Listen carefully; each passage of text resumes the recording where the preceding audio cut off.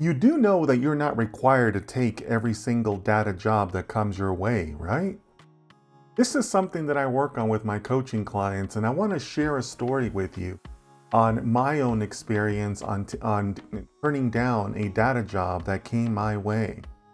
Not every job out there is suited for you, and some jobs are just plain terrible. So I'm hoping that through this video, you'll be able to understand some of the things that you should be looking for. Now, I'm going to be referring to my notes here because I want to make sure I get as many of the facts right as possible. So let me set the stage for you. This was back in 2017, specifically the summer of 2017. I was looking for my next data position, and I was looking to continue working in data leadership above the analyst and associate level. At this time in 2017, the demand for data professionals was fairly robust. There was a very healthy market for it, and there was a pretty set scale on what some of these positions would pay. So I'm not going to name the company, but it was a hospitality and gaming company that was located in Las Vegas. They had looked at my resume because I have some previous experience working in gaming for other companies. They called me in for an interview, and I took them up on that offer. Now, I want to spend a little bit of time talking about that interview because I think it plays into the rest of the story. First of all, you should know that when I went to the offices of this company, the offices were gorgeous. Beautiful, beautiful offices. Now, keep in mind, I've had a long career. I've worked in consulting. I've been in office environments all around the world, dozens, if not hundreds of office environments over the world, all around the world. I'm very clear on what Class A office space looks like. These offices were amazing. You ever been in a place where like you feel cool being there? Like the atmosphere just makes you like feel cool about yourself? That's exactly what these offices were like. So I walked in and I was floored. I was like, wow, this is a classy company. Very, very impressive. So the job itself was working in their advanced analytics, being one of their leaders. And particularly it was working with their customer data. And customer data is obviously very important to a gaming company, hospitality companies. So this was kind of like one of their premier jobs. I was invited to interview with 3 different people in sequence. I remember that they had their offices all against the same wall. So I basically just went from one person's office to the next person's office to the third person's office. The interview process took about, I was there for like 2.5, maybe 3 hours, something along those lines. And the last office was meeting with the head of the department, basically my boss, and she was basically like a C-level executive, so very, very high up in the company. So I met with them in sequence.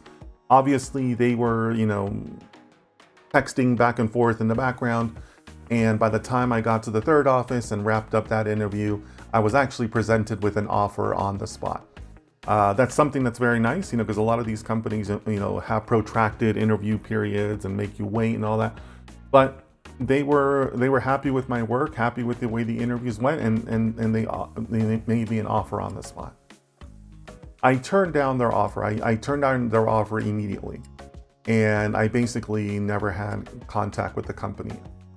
There's 2 reasons I want to highlight to you why I turned down.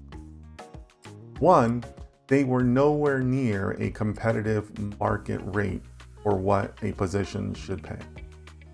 In fact, I remember that they were at less than 50% of what a competitive market rate would be for an analytics manager position. And I pointed that out to them. We had a little bit of back and forth on some of the numbers involved, and it quickly became clear to me that the gap was just too large, right? You have to know that in negotiations when the gaps are just too. So obviously I want to be valued for my work and receive an appropriate salary. But that's not really a reason why the salary was problematic to me.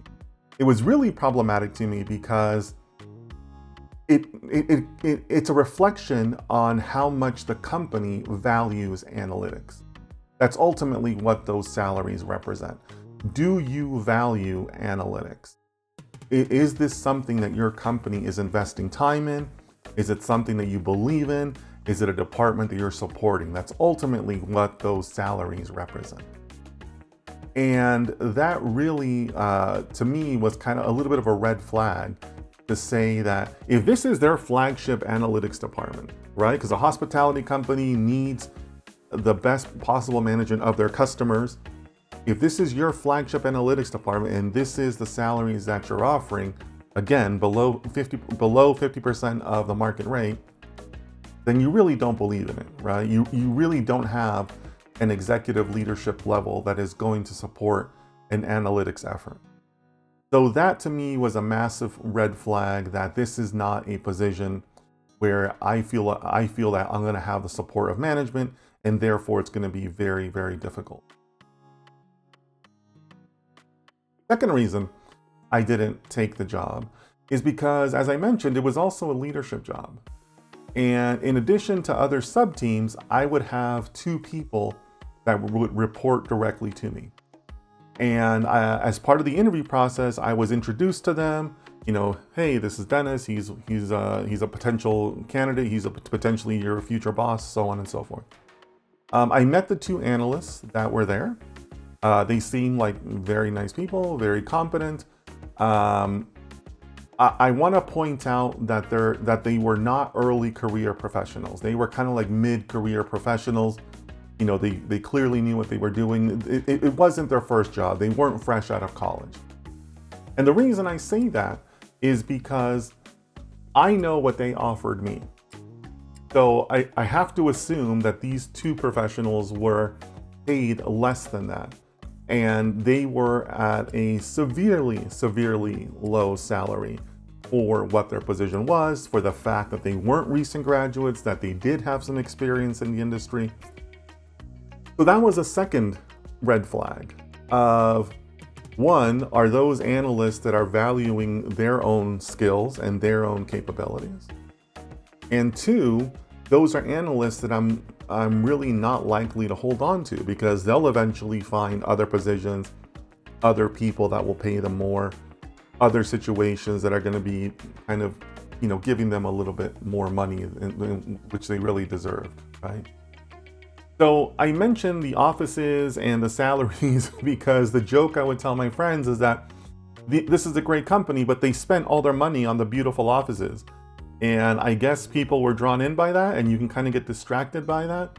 But as much as these offices were nice and I felt really cool being there, and it's fun working for hospitality companies, you have to look at it. You have to look at their offers with a pragmatic view and say, well, is this something where I, as a professional, am being set up for success? So were they showing me that they value the analytics department and they would value my work?